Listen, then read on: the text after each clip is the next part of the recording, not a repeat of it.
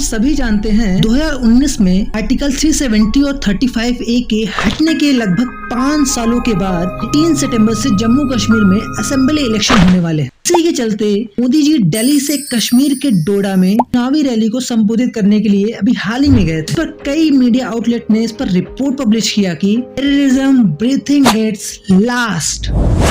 नमस्कार दोस्तों, welcome to my channel. मैं हूं अभिषेक सिंह और इस वीडियो में हम बात करने वाले हैं मोदी जी द्वारा बोले गए स्टेटमेंट्स के क्या मायने हैं और क्यों वे इतने इम्पोर्टेंट हो जाते हैं आने वाले चुनावों के लिए। तो चलिए दोस्तों, कश्मीर की बात करें तो मोटा मोटा हमें दो बातों की अंडरस्टैंडिंग होनी चाहिए। फर्स्ट वन इज कश्मीर में जो मेन रीजनल पार्टियां हैं कौन कौन सी है और उनका कश्मीर और भारत को लेकर क्या पर्सपेक्टिव है। And the second one is what is the demography of Jammu and Kashmir. बात करते हैं पार्टियों की। जो सबसे बड़ी पार्टी आती है वो है नेशनल कॉन्फ्रेंस। देखिए, नेशनल कॉन्फ्रेंस की जो शुरुआत है वो शेख अब्दुल्ला ने किया है और अभी के लिए फारूक अब्दुल्ला और उनके बेटे उमर अब्दुल्ला पार्टी को लीड कर रहे हैं। देखिए, इस पार्टी का फंडा बहुत क्लियर है।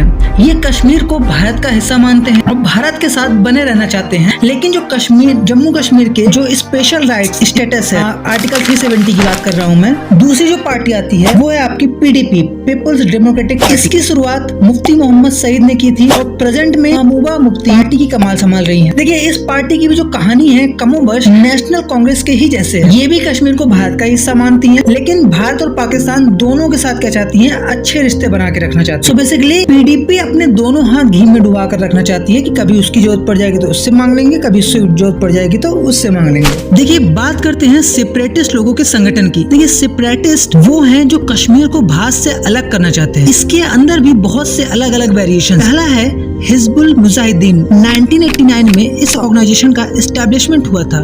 इसके जो लीडर हैं सैयद सलाउद्दीन हैं, जिनका असली नाम मोहम्मद यूसुफ शाह है। इस संगठन के लोग कश्मीर को भारत से अलग करके पाकिस्तान के साथ मिलाना चाहते हैं और इसके लिए इन्होंने हथियार उठाया हुआ है। देखिए, भारत, यूनाइटेड नेशन और यूरोपियन यूनियन के बहुत से कंट्री इसे एज ए टेररिस्ट ऑर्गेनाइजेशन के रूप में देखती है। लेकिन कश्मीर के जो कुछ लोग हैं और पाकिस्तान में एक बहुत बड़ा तबका इन्हें फ्रीडम फाइटर्स के रूप में देखता है। उनका मानना है यही लोग हैं जो हमें आजादी दिलाएंगे, भारत का।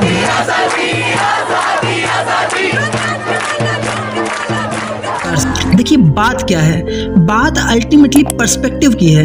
हमें इनका पर्सपेक्टिव बदलना पड़ेगा। वहीं जो दूसरी पार्टी है हुर्रियत कॉन्फ्रेंस है, जो कश्मीर को भारत और पाकिस्तान दोनों से अलग रखना चाहते हैं, लेकिन के लिए वे हथियार नहीं उठाएंगे। वे डायलॉग के थ्रू, बातचीत के माध्यम से हल निकालने का प्रयास करेंगे। तीसरी जो पार्टी है वो है JKLF, Jammu Kashmir liberation front. Same बात JKLF भी कहती है, लेकिन ये कहते हैं अगर हमें इसके लिए हथियार उठाना भी पड़े तो हम हथियार भी उठाएंगे। देखिए, आपको बता दूं, जो JKLF ऑर्गेनाइजेशन है पहले यासीन मलिक लीड कर रहे थे, लेकिन 2019 में सरकार ने JKLF पर UAPA के तहत प्रतिबंध लगा दिया और यासीन को टेरर फंडिंग के केस में उम्र कैद की सजा सुनाई गई है। यासीन के ऊपर और भी आरोप लगे थे जिसे इसने खुद BBC के इंटरव्यू में एक्सेप्ट किया है। इसमें भारतीय वायुसेना के 4 जवानों की हत्या, पूर्व CM मुफ्ती मोहम्मद सईद की बेटी का अपहरण, कश्मीरी पंडितों को हत्या करना और घाटी छोड़ने पर मजबूर करने जैसे संगीन आरोप लगे थे। दोस्तों, ये सभी पुरानी बातें थी, जाननी जरूरी इसलिए थी ताकि हम प्रेजेंट टेक्स्ट को उससे रिलेट कर सकें। अब बात करते हैं आज के समय की। देखिए, पाकिस्तान ने अपनी पूरी कोशिश की है कि आर्टिकल 370 के हटने के बाद कश्मीर रीजन में नॉर्मलिटी न स्थापित हो पाए, ताकि वहां की जनता सरकार की योजनाओं के प्रति आकर्षित ना हो और वहां की जनता और सरकार के बीच जो गैप है वो बना रहे। जिसके चलते भी हाल ही के दिनों में ढेर सारे आतंकवादी हमले, चाहे वो इंडियन एयरफोर्स के कॉन्वे पर हमला करना हो, 27 CRPF सैनिकों को मारना हो या फिर रियाशी में श्रद्धालुओं से जारी बस पर हमला करने को लेकर हो, इन सभी के बावजूद आज आतंकवाद कश्मीर के कुछ जिलों में ही सिमट कर रह गया है। मैं चाहूंगा आप सभी मोदी जी की इस वीडियो को सुनिए।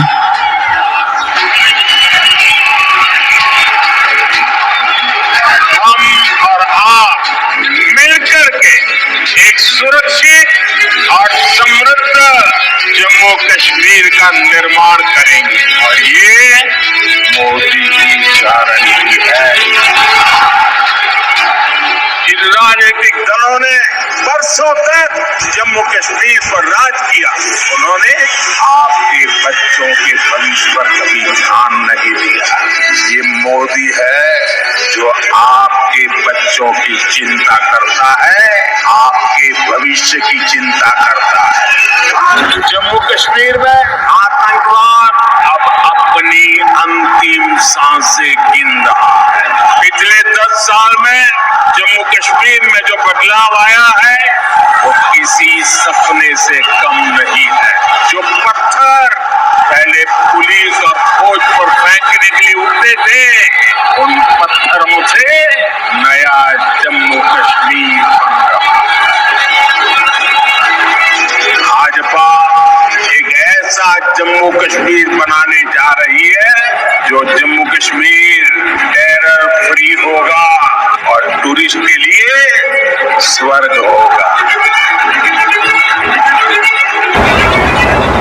वेल यार, जब भी मैं मोदी जी की आवाज सुनता हूँ एक अलग ही पॉजिटिव वाइब मेरे चारों तरफ फैल जाती है। I don't know why.